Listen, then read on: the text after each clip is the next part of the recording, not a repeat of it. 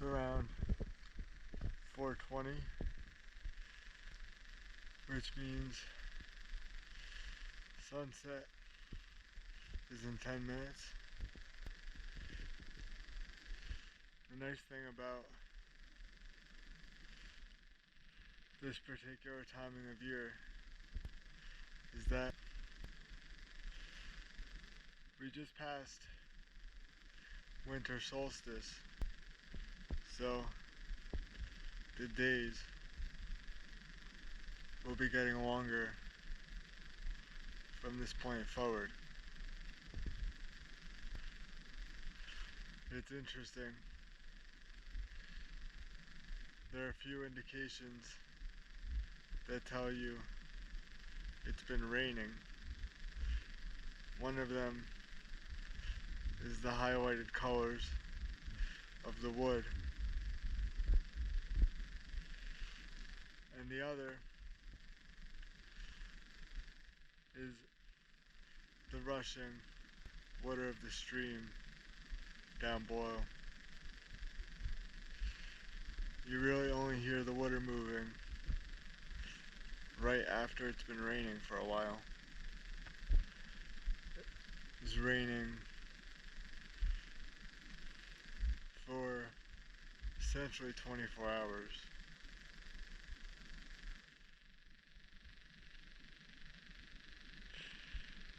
There is something interesting to talk about today. It may be short, but it's worth talking about. And that is a story from when I was younger that relates to my cerebral palsy and disability psychology.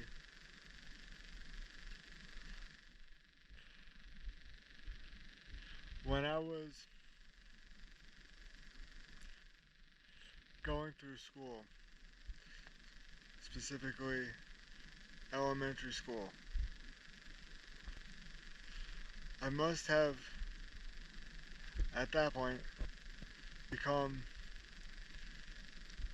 consciously aware that I was working at a slower pace than everybody else. I could not accomplish school tasks as fast as essentially everybody else. And as a consequence of this,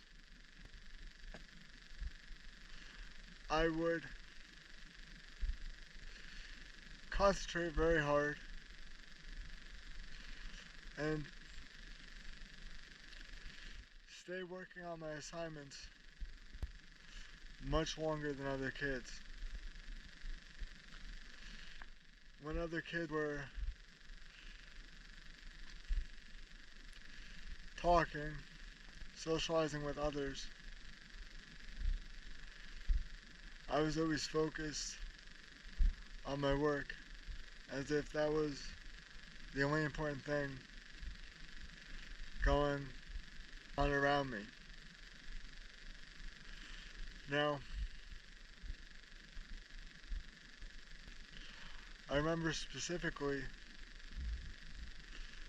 in 4th grade, I took this to the extremes. I remember struggling with math so badly that I would work on a worksheet and I would do so even if I had to go to the bathroom.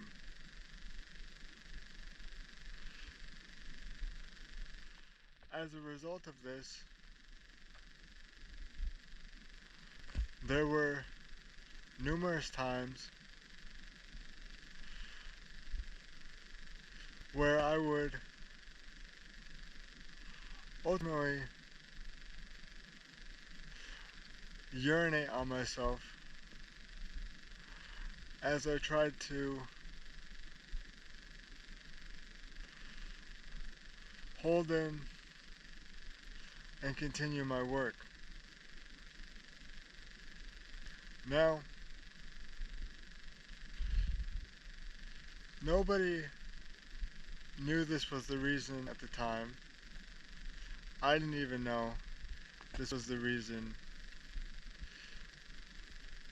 that I was urinating like this. But looking back on it, I believe that is the reason why. I was taken to a urologist, and I'm sure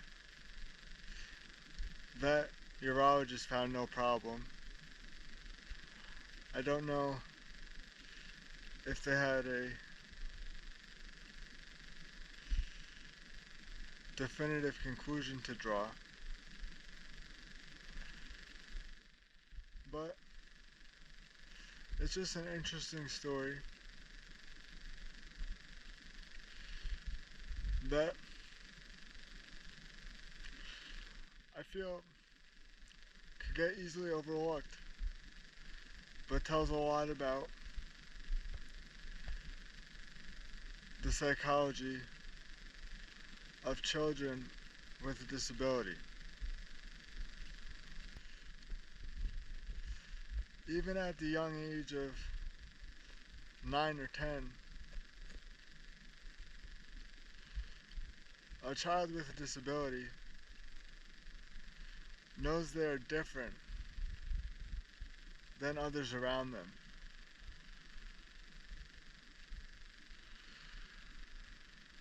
They may not be able to verbally express that difference or how it makes them feel, but on some level, those children are always battling their disability and will always come up with ways to try to mitigate whatever struggles they're having at the time.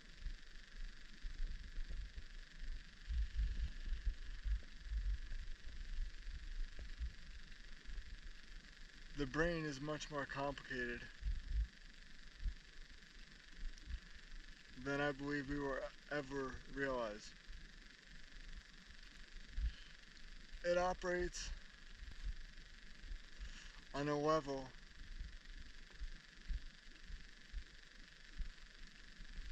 that I believe largely goes beyond our ability to comprehend it.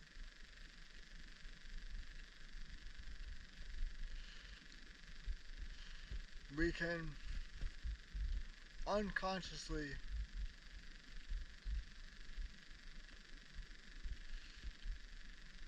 do things because we feel an inner sense of distress that we at the time cannot pinpoint, but yet our mind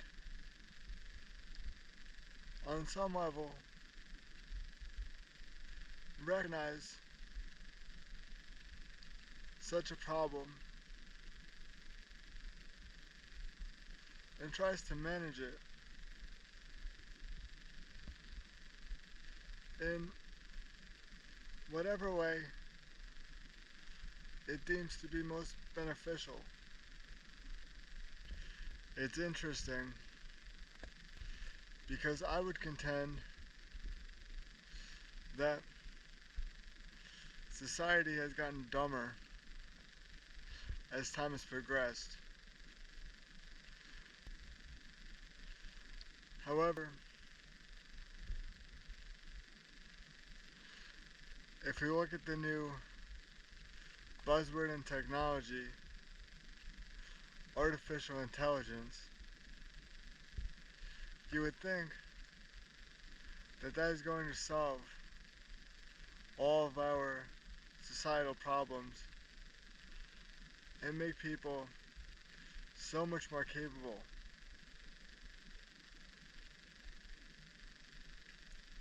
However,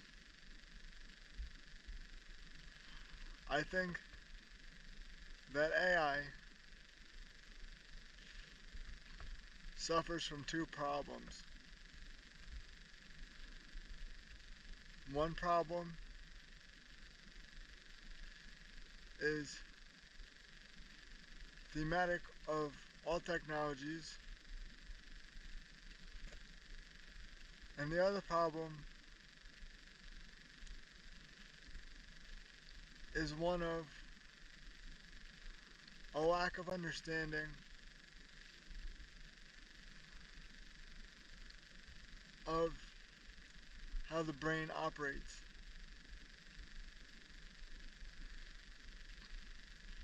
If we take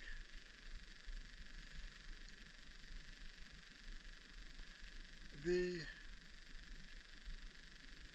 technological problem first, I make the argument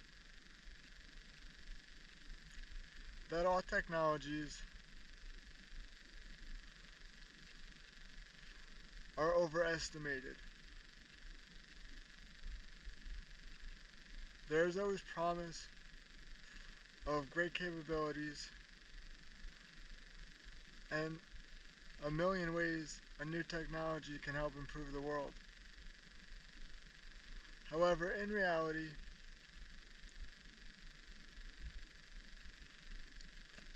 a technology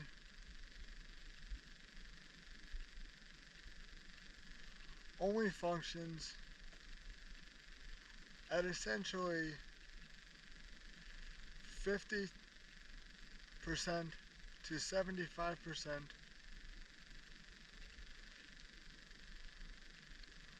of what you thought it could actually accomplish.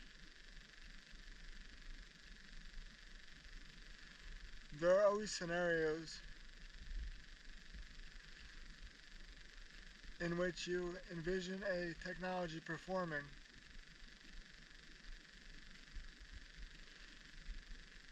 and then you come to realize that that piece of technology can really only do a piece of what you envisioned very well. The rest of what you envisioned, maybe the technology can do a poor job of, but doing a poor job of something is almost useless when it comes to trying to solve very complex issues.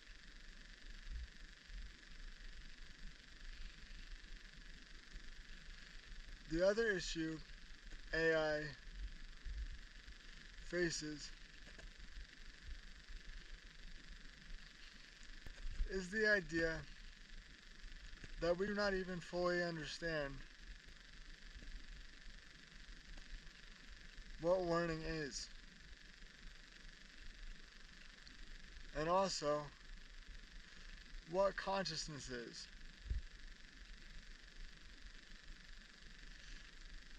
And extending that, how do you create consciousness?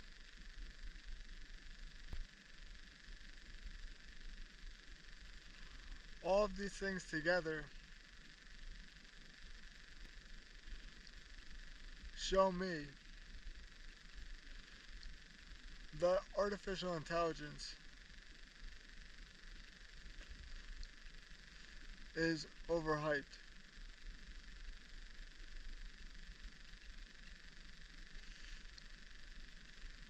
It would be wonderful if AI could give us a better understanding of human behavior, for example. How humans act under different stressors.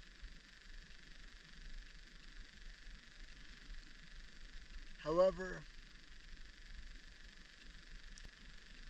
I do not believe that such an understanding will come from AI.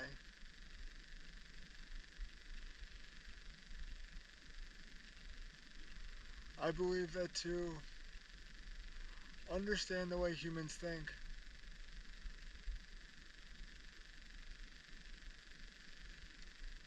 you always need a human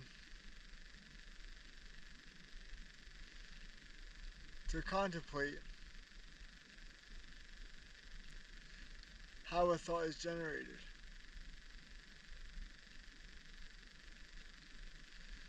The worst thing we can do is leave the hardest problem society faces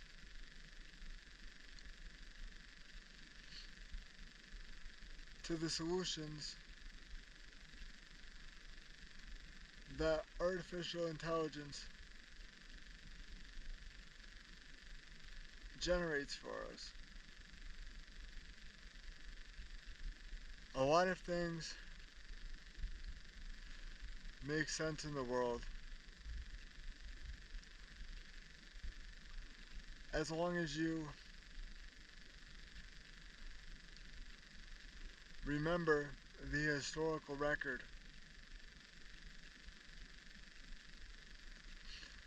of your complicated past.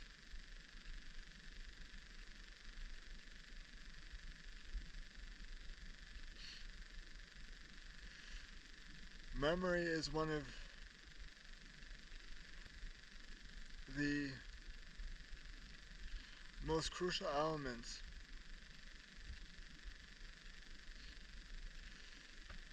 that make a person a person. Without a working memory, no connections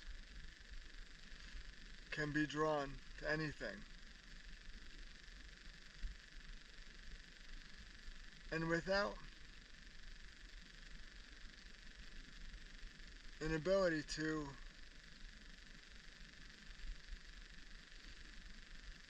connect the simplest things or more abstract things,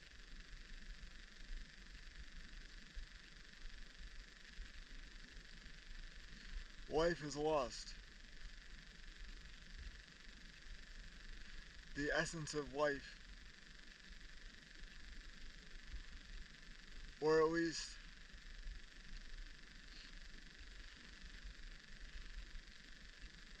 the essence of what makes someone an individual, is lost. One thing which is not truly connected to that, but is interesting nonetheless,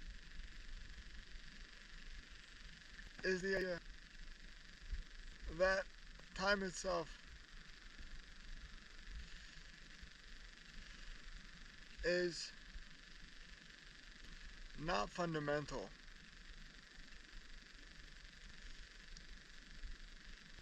Time is instead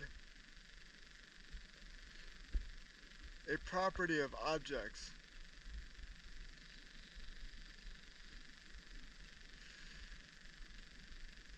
In the sense, time only exists insofar as there are objects to describe.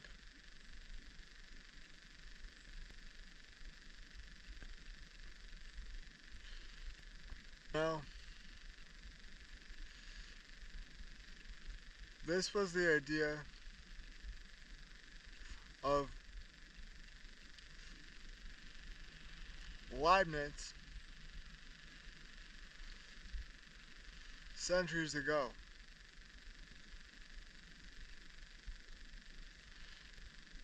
And this is the view which I believe most accurately describes nature. I've made that case in previous videos,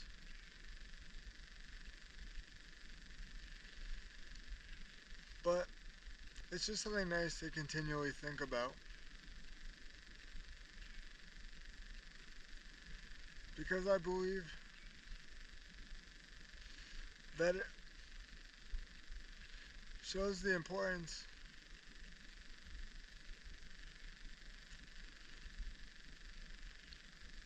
of having a historical record.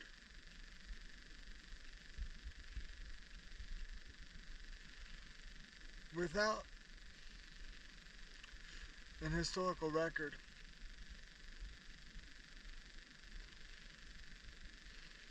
there can be nothing. Not only on a personal, emotional level, but on a physical level as well.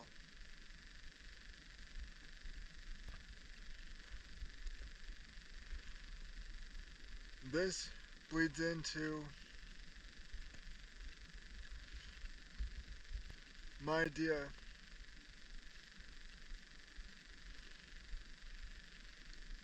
that someone's ideas should be logically connectable.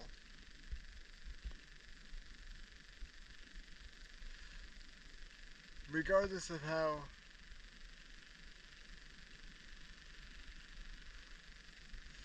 disparate they may seem to one another.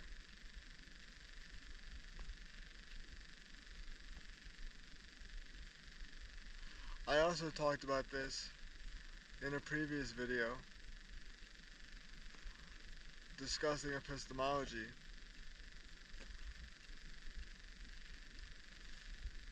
But again, it's interesting to see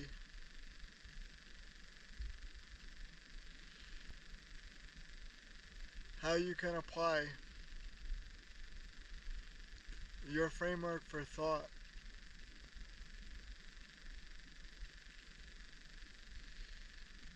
to many different ideas.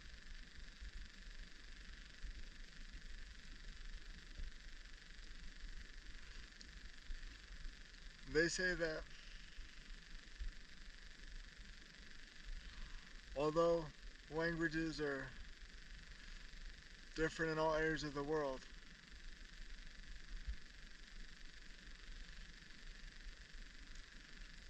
that language is a universal tool.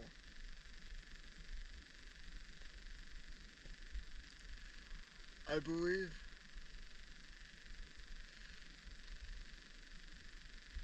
perhaps in the future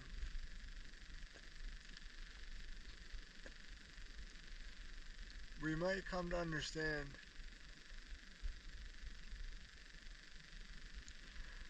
that the mind operates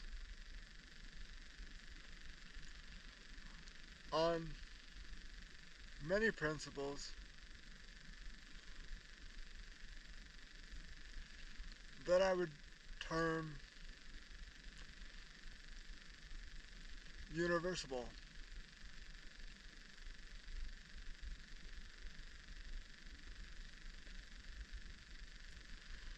Although each of us has a different morality which we live by, in some areas of the world vary more greatly than others,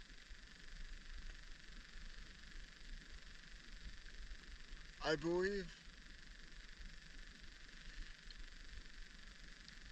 in large part human psychology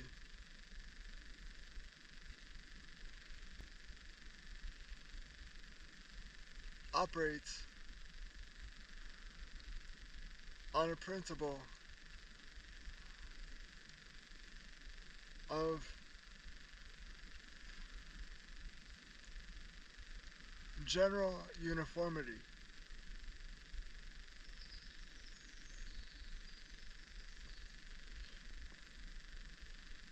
This is how I believe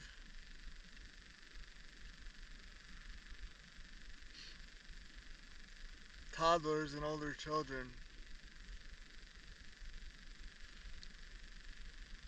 are able to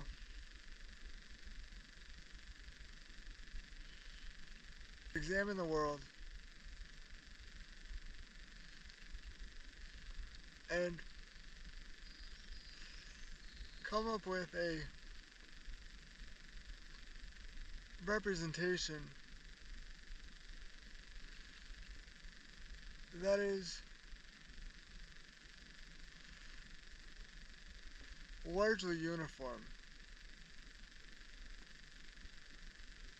Developmental psychology is pretty interesting. I don't know much about it. The way I've approached it from this view is one of philosophy.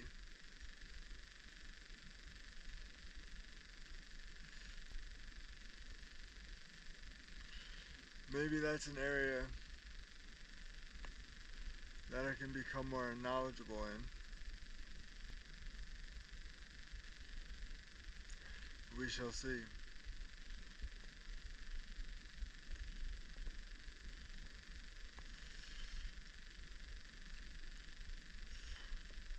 As the highlighted wood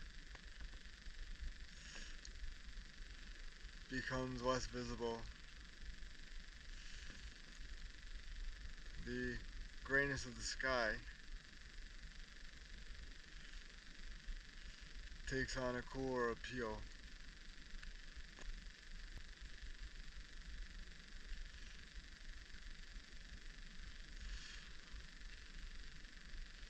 It's kind of creepy looking,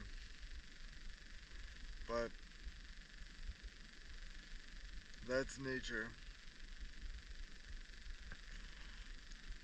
Nature is a combination of 50% gross and creepy and 50%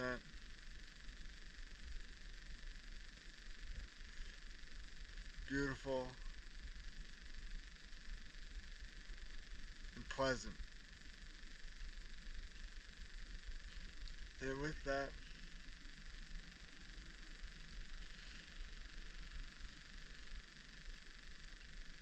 the end has come.